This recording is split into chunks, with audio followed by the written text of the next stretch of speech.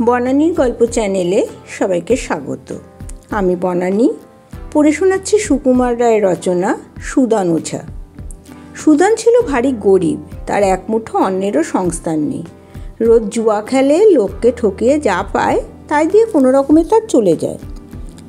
যেদিন যে উপায় করে সেই দিনই তা খরচ করে ফেলে, একটি পয়সাও হাতে রাখে না। এই রকমই কয়েকটা বছর কেটে গেল। ক্রমে সুদনের জ্বালায় গ্রামের লোক অস্থির হয়ে পড়ল। পথে তাকে দেখলেই সকলে ছুটে গিয়ে ঘরে দরজা দিয়ে দেয়। সে এমন পাকা খেলোয়াড় যে কেউ তার সঙ্গে বাজি রেখে খেলতে চায় না।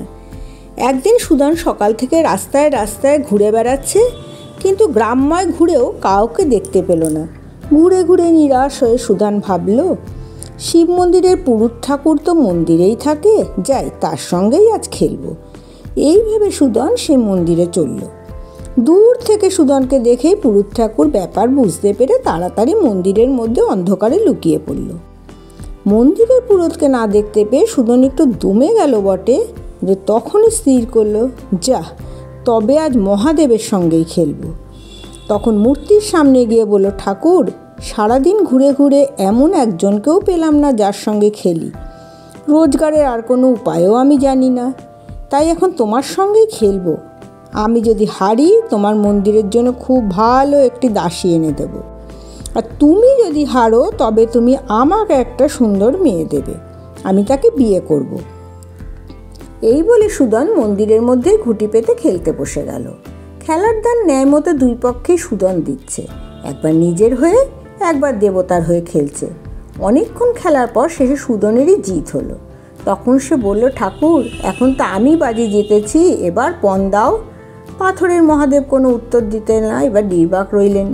তা দেখে সুদানের রাগ হলো বটে, কথার উত্তর দাও না, কেমন দেখে নেব। এই বলেই সে করলো কি, মহাদেবের সম্মুখে যে দেবী মূর্তি ছিল সেটি তুলে নিয়ে উঠে দৌড়। সুদানের স্পর্ধা দেখে মহাদেব তো একেবারে অবাক। তখনই ডেকে বলেন, আরে আরে করিস কি, শিগগির দেবীকে রেখে যা, কাল ভোরবেলা যখন মন্দিরে কেউ থাকবে না তখন আসিস, তোকে পণ দেব। এই কথা সুদান দেবীকে ঠিক জায়গায় রেখে চলে গেল। এখন হয়েছে কি, সেই রাতে একদল স্বর্গের অপ্সরা এলো মন্দিরে পুজো করতে।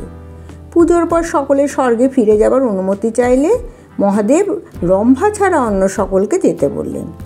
সকলেই চলে গেল, রইল শুধু রম্ভা। ক্রমে রাত্রি প্রভাত না হতেই সুদান এসে হাজির। মহাদেব রম্ভাকে পণস্বরূপ দিয়ে তাকে বিদায় দিলেন। সুদানের আহ্লাদ দেখে কে! অপ্সরা স্ত্রীকে নিয়ে অহংকারে বুক ফুলিয়ে সে বাড়ি ফিরে এলো। সুদানের বাড়ি ছিল একটা ভাঙা কুড়ে। অপ্সরা মায়া বলে আশ্চর্য সুন্দর এক বাড়ি তৈরি করলো। সেই বাড়িতে তারা পরম সুখে থাকতে লাগলো। এইভাবে এক সপ্তাহ কেটে গেল।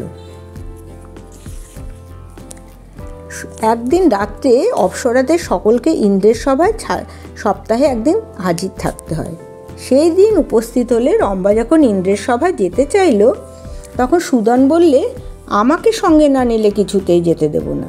মহা মুশকিল, ইন্দ্রের সভায় না গেলেও সর্বনাশ, দেবতাদের নাচ গান সব বন্ধ হবে। আবার সুদানও কিছুতেই ছাড়ছে না। তখন রম্ভা মায়া বলে সুদানকে একটা মালা বানিয়ে গলায় পরে নিয়ে ইন্দ্রের সভায় চলল। সভায় নিয়ে সুদানকে মানুষের করে দিল। পর সে সভার এক কোণে লুকিয়ে সব দেখতে লাগলো। ক্রমে রাত্রি প্রভাত হলে নাচ গান সব থেমে গেল। রম্ভা সুদানকে আবার মালা বানিয়ে গলায় পরে চলল তার বাড়িতে। ক্রমে সুদানের বাড়ির কাছে একটা নদীর ধারে এসে রম্ভা যখন আবার তাকে মানুষ করে দিল, তখন সুদান বলল, তুমি বাড়ি যাও, আমি এই নদীতে স্নানান্নিক করে পরে যাচ্ছি। এই নদীর ধারে ছিল ত্রিভুবন তীর্থ, এখানে দেবতারা পর্যন্ত স্নান করে আসতেন। সেদিন সকালেও ছোটোখাটো অনেক দেবতা নদীর ঘাটে স্নান করছিলেন। তাদের মধ্যে কাউকে কাউকে দেখে সুদান চিনতে পারল। তারা রাত্রে ইন্দ্রের সভায় রম্ভাকে খুব খাতির করছিলেন। সুদান ভাবল, আমার স্ত্রীকে এরা এত সম্মান করে, তাহলে আমাকে কেন করবে না? এই ভেবে সে খুব গম্ভীরভাবে তাদের সঙ্গে গিয়ে দাঁড়ালো, যেন সেও ভারী একজন দেবতা। কিন্তু দেবতারা তাকে দেখে অত্যন্ত অবজ্ঞা করে তার দিকে ফিরেও চাইলেন না। তারা তাদের স্নানান্নিকেই মন দিলেন। এ তাচ্ছিল সুদানের সহ্য হলো না।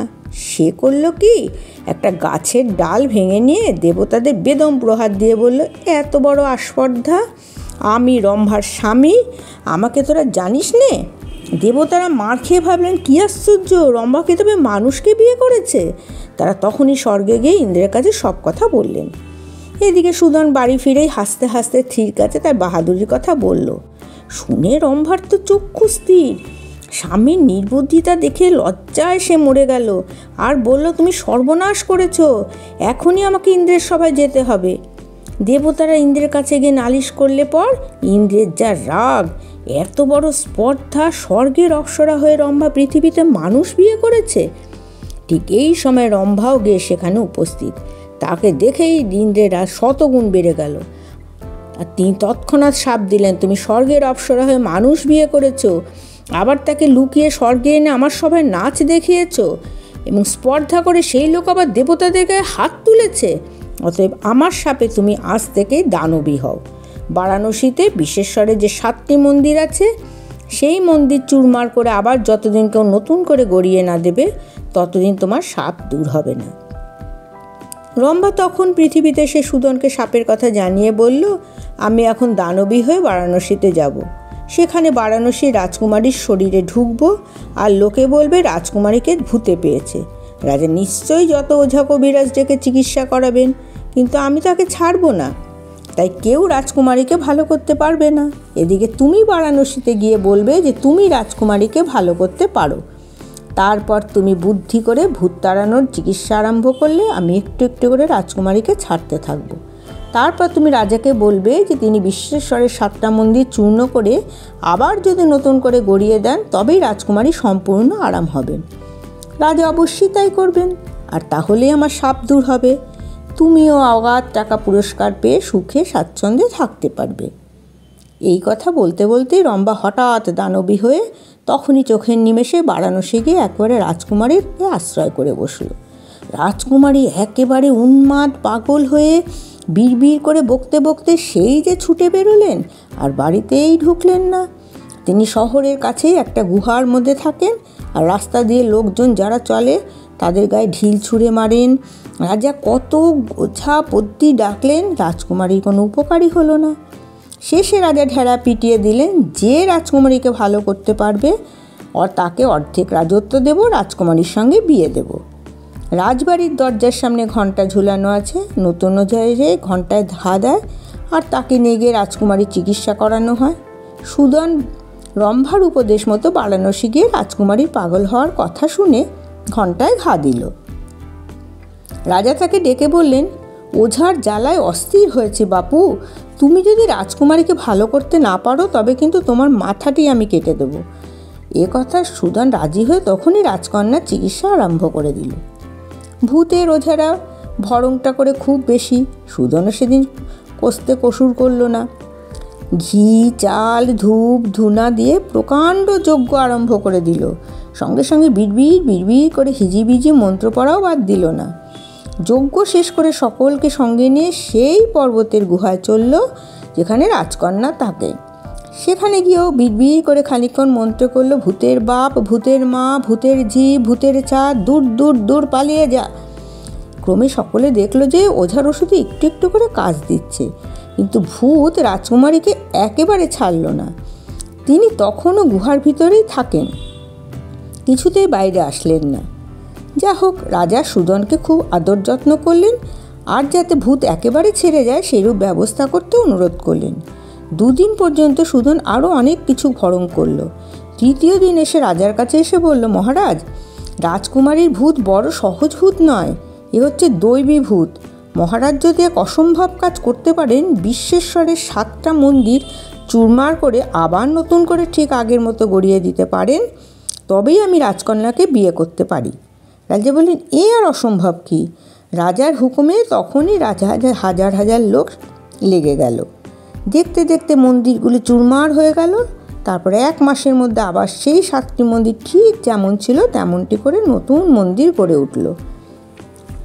সঙ্গে সঙ্গে রাজকুমারীও সেরে উঠলেন, অপ্সরাও শাপমুক্ত হয়ে স্বর্গে চলে গেল। তারপরে খুব ঘটা করে সুদনের সঙ্গে রাজকুমারীর বিয়ে হলো আর রাজা বিয়ের যৌতুকে দিলেন তার অর্ধেক রাজত্ব।